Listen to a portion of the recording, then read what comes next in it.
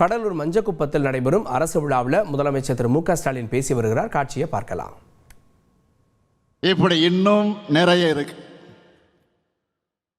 இந்த பணிகளுடைய தொடர்ச்சியா இந்த விழாவின் மூலமாக 10 அறிவிப்புகளை நான் இங்கே அறிவிக்க விரும்புகிறேன். முதல் அறிவிப்பு, திட்டக்குடி மற்றும் விருத்தாசலம் பகுதிகளில் இருக்கிற வேளாண் பெருமக்கள் பயன்பெறக்கூடிய வகையில் வெல்லிங்டன் எதிரில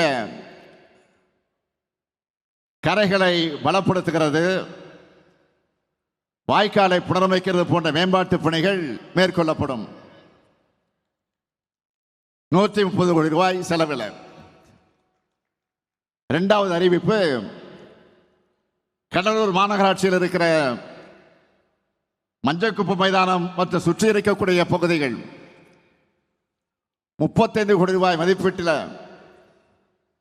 பொதுமக்கள் பயன்படுத்தக்கூடிய வகையில் மேம்படுத்தப்படும். மூன்றாவது அறிவிப்பு, நம்முடைய தமிழக வாழ்வுரிமை கட்சியுடைய தலைவரும் சட்டமன்ற உறுப்பினருமான திரு வேல்முருகன் அவர்களுடைய கோரிக்கை ஏற்று சட்டமன்றத்தில் தொடர்ந்து எழுப்பினார்.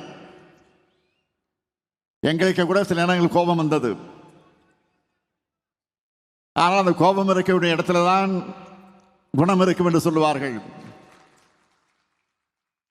எனவே அந்த உணர்வோடு நான் இங்கே மகிழ்ச்சியோடு அறிவிக்கிறேன், பண்ருட்டி தொகுதியில் நம்முடைய சட்டமன்ற உறுப்பினர் வேல்முருகனுடைய கோரிக்கை ஏற்று 15 கோடி ரூபாய் செலவில் அரசு மற்றும் கலை அறிவியல் கல்லூரி அமைக்கப்படும். நாலாவது அறிவிப்பு, புவனகிரி மற்றும் சிதம்பரம் பகுதி மக்களுக்கு பயனளிக்கக்கூடிய வகையில்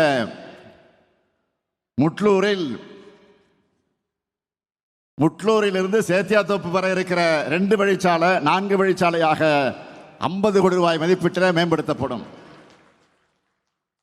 அஞ்சாவது அறிவிப்பு, நெய்வேலி பகுதியில் கெடிலம் ஆற்றங்கரையில் செம்மேடு, சிறுவாத்தூர், இளந்தம்பட்டு கிராமங்களில் 36 கோடி ரூபாய் செலவில் வெள்ளத்தடுப்பு மற்றும் சீரமைப்பு பணிகள் மேற்கொள்ளப்படும்.